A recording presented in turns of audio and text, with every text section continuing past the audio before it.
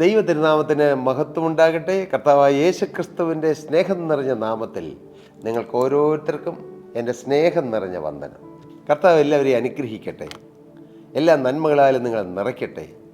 ആത്മീയമായി നിങ്ങളെ അനുഗ്രഹിക്കട്ടെ. നിങ്ങളുടെ വ്യക്തി ജീവിതത്തെ, കുടുംബജീവിതത്തെ, ഔദ്യോഗിക ജീവിതത്തെ, നിങ്ങളുടെ ആത്മീയ ജീവിതത്തെ, ഭൗതികമായി നിങ്ങളുടെ എല്ലാ മേഖലകളെയും കർത്താവ് അനുഗ്രഹിക്കട്ടെ എന്ന് പ്രാർത്ഥിക്കുന്നു. അസാധ്യമായ കാര്യങ്ങളെ സാധ്യമാക്കി തരുന്ന ദൈവത്തെക്കുറിച്ചാണ് നാം ചിന്തിച്ചു വന്നത്. ഇവിടെ ഒരു രാജ്യം ഭരിച്ചിരുന്ന ഒരു രാജാവിന് മരിക്കത്തക്ക രോഗം വന്നു. ആ രോഗം വന്നപ്പോൾ ജീവള ദൈവം മരിക്കത്തക്ക രോഗം എങ്ങനെ മാറ്റിയെന്നാണ് നാം ചിന്തിച്ചു വരുന്നത്. അതിന് ആധാരമായി ചില കാര്യങ്ങൾ രാജാക്കന്മാരുടെ 2-ാമത്തെ പുസ്തകം 20-ാം അധ്യായത്തെ ആസ്പദമാക്കിയും യെശയ്യാ പ്രവാചകന്റെ പുസ്തകം 38-ാം അധ്യായത്തെ ആസ്പദമാക്കിയും നാം ചിന്തിച്ചു വരികയായിരുന്നു. ഹിസ്കിയാവിന് മരിക്കത്തക്ക രോഗം വന്നു. ആമോസിൻ്റെ മകനായ യെശയ്യാ പ്രവാചകനെ ദൈവം രാജാവിൻ്റെ അടുക്കിലേക്ക് അയച്ചു.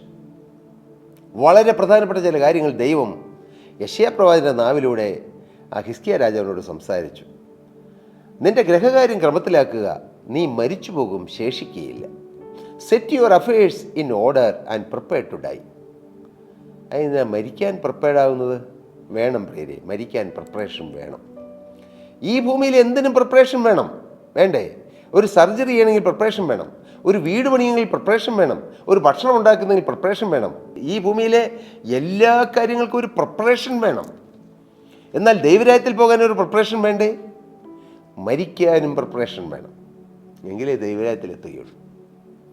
എൻ്റെ പ്രിയരെ, നാം ഈ ഭൂമിയിലെ ഒരു കാര്യം നേടിയെടുക്കാൻ എന്തെല്ലാം പ്രിപ്പറേഷൻ ചെയ്തു. ഒരു വിവാഹം, അതിന് എന്തെല്ലാം പ്രിപ്പറേഷൻസാണ് അല്ലേ? ഈ ഭൂമിയിലെ 70, 80, മാക്സിമം 90 വർഷം നീണ്ടു നിൽക്കുന്ന ഒരു വിവാഹ ജീവിതം, ആ ജീവിതത്തിന് വേണ്ടി എന്തെല്ലാം പ്രിപ്പറേഷൻസ്.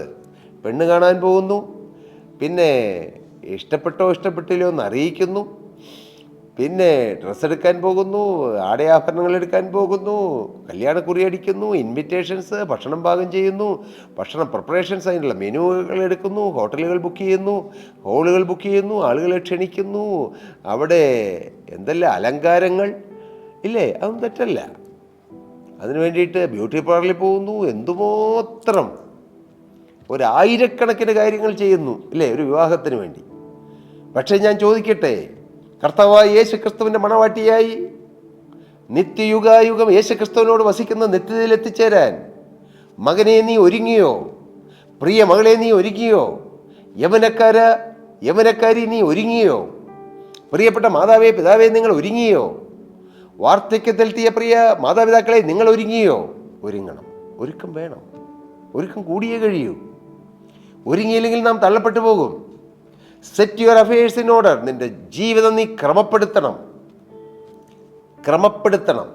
ഇന്ന് അലങ്കോലമായി കിടക്കുന്ന നമ്മുടെ ജീവിതം ക്രമപ്പെടുത്തണം. ഇന്ന് കുത്തഴിഞ്ഞു കിടക്കുന്ന ജീവിതം ക്രമപ്പെടുത്തണം. കറ പറ്റിക്കിടക്കുന്ന ജീവിതം കഴുകൽ പ്രാപിച്ച് ശുദ്ധീകരിക്കപ്പെടണം. എങ്കിലേ ദൈവരാജ്യത്തിൽ എത്തുകയുള്ളൂ. അന്ധകാരം നിറഞ്ഞു നിൽക്കുന്ന ജീവിതത്തിൽ സത്യപ്രകാശമായി ക്രിസ്തു വരണം. എങ്കിലേ ദൈവരാജ്യത്തിൽ എത്തുകയുള്ളൂ. എന്തെങ്കിലും ആചാരങ്ങളും അനുഷ്ഠാനങ്ങളും കർമ്മങ്ങളും പ്രവൃത്തികളും ചെയ്ത് ദൈവരാജ്യത്തിൽ പോകാമെന്ന് ചിന്തിക്കുന്ന ആരെങ്കിലും ഉണ്ടെങ്കിൽ ഇന്ന് ഈ ജീവന്റെ സന്ദേശം, സത്യസുവിശേഷം നിങ്ങളോട് അറിയിക്കുകയാണ്.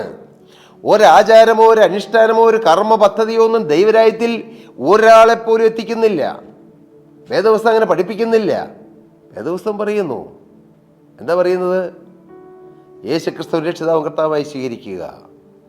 അല്ലല്ല, മാനസാന്തരപ്പെടാഞ്ഞാൽ നിങ്ങൾ എല്ലാവരും അങ്ങനെ നശിച്ചു പോകും.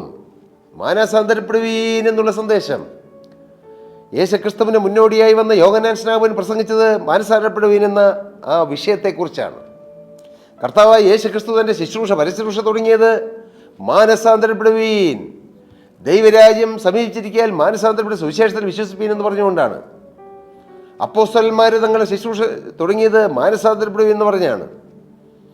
അതിനുശേഷം ഇന്നുവരെയും പരിശുദ്ധാത്മാവ് ഉള്ളിൽ ഉള്ള സകല ദൈവ ശുശ്രൂഷകരും പറയുന്നത് മാനസാന്തരപ്പെടുവീൻ എന്നാണ്. മാനസാന്തരമാണ് ക്രിസ്തീയ ജീവിതത്തിൻ്റെ 1-ാമത്തെ പടി.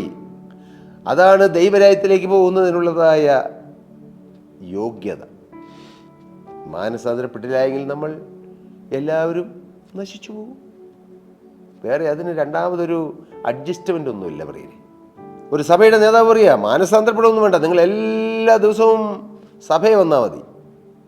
അത് അദ്ദേഹത്തിൻ്റെ വാക്കാണ്, ദൈവവചനമല്ല. ദൈവരാജ്യത്തിൽ പോവുകയില്ല. കർത്താവിന് സ്തോത്രം. നിങ്ങൾ കുറേ കണ്ടുകാഴ്ചയും രൂപയൊക്കെ കൊടുത്താൽ മതി, ചിലർ പറയും. അത് അദ്ദേഹത്തിൻ്റെ പറഞ്ഞയാളുടെ വാക്കാണ്, ദൈവത്തിൻ്റെ വാക്കല്ല. കർത്താവിന് സ്തോത്രം. ഇങ്ങനെ എന്തെല്ലാം കാര്യങ്ങളാണ് മനുഷ്യൻ പറയുന്നത് അല്ലേ? മുടങ്ങാതെ ഇന്ന സ്ഥലത്ത് ഇത്ര ദിവസം പോയാൽ മതി, സ്വർഗത്തിൽ പോകും. അത് ആര് പറഞ്ഞു പ്രിയരേ? മനുഷ്യർ പറഞ്ഞു. ചുമ്മാ ഏതെങ്കിലും മനുഷ്യർ പറഞ്ഞാൽ തീരുന്നതാണോ ദൈവത്തിൻ്റെ പദ്ധതി? അല്ലല്ലല്ല. നിത്യനായ ദൈവം ആരാണ് പ്രിയരേ? അഖിലാണ്ടത്തിൽ ഒതുക്കാൻ കഴിയാത്തവൻ, ഈ ഭൂമിയിലെ വെള്ളം മുഴുവൻ ചാണിൽ വഹിക്കുന്നവൻ. കർത്താവിന് സ്തോത്രം. സർവശക്തൻ, സർവവല്ലഭൻ, സർവജ്ഞാനി, സർവവ്യാപി, സർവസമ്പന്നൻ, സർവ സൈന്യാധിപൻ. ആ ദൈവം പറയുന്നതാണോ ഇവിടുത്തെ നിസ്സാര മനുഷ്യൻ, ഊതിയാൽ തീരാവുന്ന മനുഷ്യൻ? ഒരു ശ്വാസം നിന്ന് പോയാൽ 5 മിനിറ്റത്തേക്ക് ശ്വാസം നിന്നാൽ പിന്നെ ഡെഡ് ബോഡിയാണ്. അങ്ങനെയുള്ള മനുഷ്യൻ പറയുന്നതാണോ പ്രധാനം? മനുഷ്യർ മാറും, കാലങ്ങൾ മാറും, അപ്പോൾ അവരുടെ ചിന്താഗതികൾ മാറും, സംസാരം മാറും, പറച്ചിൽ മാറും. അങ്ങനെ മാറുന്നതല്ല ദൈവത്തിൻ്റെ വചനം. ഈ ദൈവത്തിൻ്റെ വചനത്തിൽ ഒരു വള്ളിയും പുള്ളിയും പോവുകയില്ല. അതാണ് നാം അനുസരിക്കേണ്ടത്. അതിൽ നിന്നാണ് നാം കോൺസെൻട്രേറ്റ് ചെയ്തത്. ആ വചനം പറയുന്നു, set your affairs in order and prepare to die. നിന്റെ ജീവിതം ക്രമപ്പെടുത്തണം. ഇന്ന് അഴുക്കിൽ ജീവിക്കുന്ന പ്രിയപ്പെട്ട യവനക്കാരൻ്റെ ജീവിതം ക്രമപ്പെടുത്തണം. ഇല്ലെങ്കിൽ നീ മരിക്കും, പക്ഷെ ദൈവരാജ്യത്തിലെത്തുകയില്ല, നിത്യ നരകത്തിലേക്ക് പോകും. ഒരുപക്ഷെ ഞാൻ ഈ പറയുന്ന വാക്കുകൾ അല്പം മൂർച്ചയുള്ളതാണോ? ദൈവത്തിൻ്റെ പരിശുദ്ധാത്മാവ് ഈ മൂർച്ചയോടുകൂടിയാണ് എൻ്റെ ഹൃദയത്തിൽ ഇത് തരുന്നത്. അതാണ് ഞാൻ നിങ്ങളോട് എളിമയോടെ പറയുന്നത്. പക്ഷെ മൂർച്ച പോവുകയില്ല അല്ലേ? പരിശുദ്ധാത്മാവ് തരുന്ന വാക്കുകൾക്ക് മൂർച്ചയുണ്ടാകും. കാരണം ദൈവത്തിൻ്റെ വചനം ജീവനും ചൈതന്യമുള്ളതായി ഇരുവായത്തിലുള്ള ഏതു വാളിനേക്കാൾ മൂർച്ചയേറിയതും പ്രാണനെയും ആത്മാവിനെയും സന്ധി മജ്ജകളെയും വേർവിടിവിക്കും വരെ തുളച്ചു ചെല്ലുന്നതും ഹൃദയത്തിലെ ചിന്തനങ്ങളെയും ഭാവങ്ങളെയും വിവേചിക്കുന്നതുമാകുന്നു. അതാണ് പരിശുദ്ധാത്മാവിൻ്റെ വചനത്തിൻ്റെ ശക്തി. ചിലയിടത്തുണ്ട് ചിരിക്കും, കളിക്കും, തമാശ പറയും അല്ലേ, പൊട്ടിച്ചിരിക്കും, ഇക്കിളിപ്പെടുത്തുന്ന വാക്കുകൾ പറയും, ഇങ്ങനെയൊക്കെ പറയും. അത് പരിശുദ്ധാത്മാവാണെന്ന് പറയുന്നത് എനിക്കറിയില്ല, ഞാൻ പറയില്ല. കർത്താവിന് സ്തോത്രം. ഹല്ലേലൂയ. പ്രിയപ്പെട്ടവരെ, നാം ഒരു വചന ശുശ്രൂഷയിൽ പങ്കെടുക്കുമ്പോൾ 1 നമുക്ക് അവിടെ സമാധാനം കിട്ടണം, 2 സന്തോഷം കിട്ടണം, 3 പാപബോധം കിട്ടണം, 4 അനുതാപം കിട്ടണം. ഹല്ലേലൂയ. നിത്യതയ്ക്ക് വേണ്ടിയിട്ടുള്ള ഒരുക്കം കിട്ടണം, വിശുദ്ധ ജീവിതത്തിന് വേണ്ടിയുള്ള ദാഹം കിട്ടണം, പരിശുദ്ധാത്മാവിനെ പ്രാപിപ്പാനുള്ള കൊതി കിട്ടണം. കർത്താവിന് സ്തോത്രം. അതിനു വേണ്ടിയിട്ടുള്ള ശുശ്രൂഷകൾ ഇതെല്ലാം നടക്കണം. അതോടൊപ്പം ചിലപ്പോൾ രോഗസൗഖ്യം കിട്ടും, ചിലപ്പോൾ സാമ്പത്തിക മേഖലയിൽ വിടുതൽ കിട്ടും, ഭൗതികമായ അനേകം വിടുതലുകൾ കർത്താവ് തരും. പരിശുദ്ധാത്മാവ് വ്യാപരിക്കുമ്പോൾ എന്തെല്ലാം നടക്കുമെന്ന് നമുക്ക് ആർക്കും പറയാൻ കഴിയില്ല. ഈ അഖിലാണ്ടത്തെ മുഴുവൻ സൃഷ്ടിച്ച സൃഷ്ടാവാം ദൈവം തൻ്റെ വചനത്തിലൂടെ പറഞ്ഞിരിക്കുന്നു, മോനെ നീ ഇങ്ങനെ ജീവിക്കണം. Set your affairs in order and prepare to die. നീ മരിക്കാൻ ഒരുങ്ങണം. നിങ്ങൾ കേട്ടിട്ടുണ്ടോ വോൾട്ടയറിനെ കുറിച്ച്? അദ്ദേഹം മരിക്കാൻ ഒരുങ്ങിയില്ല, നിത്യതയ്ക്ക് വേണ്ടി ഒരുങ്ങിയില്ല, പക്ഷേ ഈ ഭൂമിയിൽ വലിയ പുള്ളിയായി ജീവിച്ചു. വോൾട്ടയർ മരണക്കിടക്കയിൽ കിടന്നപ്പോൾ അദ്ദേഹത്തിന് മനസ്സിലായി, ഞാൻ പോകുന്ന സ്വർഗരാജ്യത്തിലേക്കല്ല, നരകത്തിയിലേക്ക് താണു പോവുകയാണെന്ന്. നമുക്കെല്ലാവർക്കും മനസ്സിലാകും നാം എങ്ങോട്ടാണ് പോകുന്നതെന്ന്. പക്ഷെ അന്നേരം ചിന്തിച്ചിട്ട് കാര്യമില്ല പ്രിയരെ. ഈ ഭൂമിയിലായിരിക്കുമ്പോൾ ചിന്തിക്കണം, നാം എവിടെ പോകും? ദൈവരാജ്യത്തിന് വേണ്ടി ഞാൻ ഒരുങ്ങിയോ? ഇപ്പോൾ പോണ പോക്കങ്ങ് പോയി കഴിഞ്ഞാൽ, ഒന്നും ഒരുങ്ങാതെ പോയി കഴിഞ്ഞാൽ നേരെ ചെല്ലുന്ന നരകത്തിലേക്കാണ്. നരകത്തിൽ പോകാനുള്ള ഒരുക്കങ്ങളാണ് നമുക്ക് ദൈനംദിനം പിശാച് തന്നുകൊണ്ടിരിക്കുന്നത്.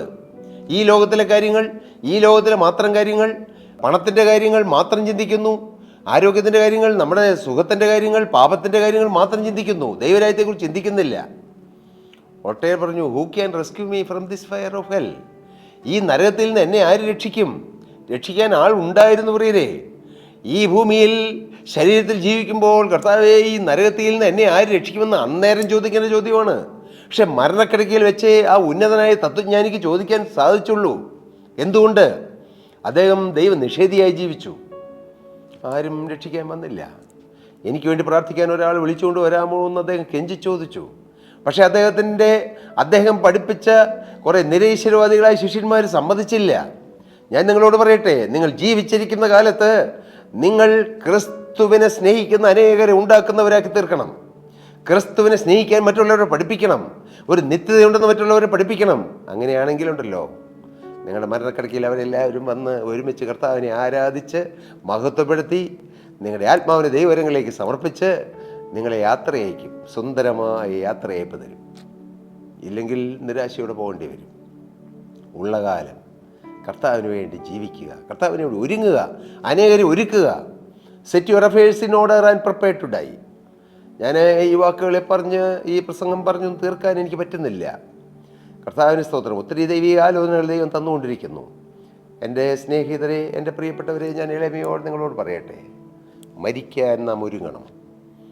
നിത്യതയ്ക്ക് വേണ്ടി നാം പ്രിപ്പയർഡ് ആകണം. കറകൾ മാറ്റണം, കളങ്കങ്ങൾ മാറ്റണം. ജീവിതത്തിൽ മുറുകെ പറ്റുന്ന പാപങ്ങളോട് യാത്ര പറയണം. ഒരു വിശുദ്ധ ജീവിതത്തിന് വേണ്ടി സമർപ്പിക്കണം. നാം എല്ലാം തികഞ്ഞിട്ടല്ല, പക്ഷേ വിശുദ്ധ ജീവിതത്തിനായി നമ്മെ തന്നെ സമർപ്പിക്കണം. കർത്താവിൻ്റെ വേലയ്ക്കായി സമർപ്പിക്കണം. യേശുവിനെ സ്നേഹിക്കാൻ സമർപ്പിക്കണം. ഇന്ന് ഈ നല്ല സമയം നിങ്ങൾക്ക് യേശുവിൻ്റെ കാര്യങ്ങളിലേക്ക് നിങ്ങളുടെ ജീവിതം സമർപ്പിക്കാമോ? നിങ്ങളുടെ ജീവിതം ഒന്ന് കൊടുക്കാമോ? യേശുവെ, ഞാൻ ഇന്ന് മുതൽ അങ്ങേയ്ക്കായി ജീവിക്കും. യേശുവിനെ എൻ്റെ രക്ഷിതാവും കർത്താവ് ഞാൻ സ്വീകരിക്കുന്നു. ഞാൻ പാപത്തോട് യാത്ര പറയുന്നു, പിശാചിനോട് യാത്ര പറയുന്നു. യേശുവിനെ പിതാവാൻ ദൈവം ഉയർപ്പിച്ചുവെന്ന് ഞാൻ വിശ്വസിക്കുന്നു. കർത്താവേ, എൻ്റെ പഴയ മനുഷ്യനെ മരിപ്പിച്ച് എന്നെ ഉയർപ്പിച്ച് ക്രിസ്തുവിനോടുകൂടെ മരിച്ച് ക്രിസ്തുവിനോടുകൂടി ഉയർക്കുന്ന പദവിയിലേക്കും ഭാഗ്യത്തിലേക്കും എന്നെ നയിക്കണമേ എന്നുള്ള ആ സമർപ്പണത്തോടെ നമുക്ക് ദൈവകരങ്ങളിലേക്ക് നമ്മുടെ ജീവിതം കൊടുക്കാം. കർത്താവ് നിങ്ങളെ അനുഗ്രഹിക്കട്ടെ. ദൈവനാമം മഹത്വപ്പെടട്ടെ. പ്രിയ സഹോദരീ സഹോദരങ്ങളെ, താഴെ കാണുന്ന നമ്പറിൽ നിങ്ങൾക്ക് ഞങ്ങളെ കോൺടാക്റ്റ് ചെയ്താൽ ഞങ്ങൾ നിങ്ങൾക്ക് വേണ്ടി പ്രാർത്ഥിക്കാം. നിങ്ങളുമായി കമ്മ്യൂണിക്കേറ്റ് ചെയ്യുക. ഞങ്ങളുടെ പ്രെയർ വാരിയേഴ്സ് ടീം നിങ്ങൾക്ക് വേണ്ടി പ്രാർത്ഥിക്കും. കർത്താവ് എല്ലാവരെയും അനുഗ്രഹിക്കും.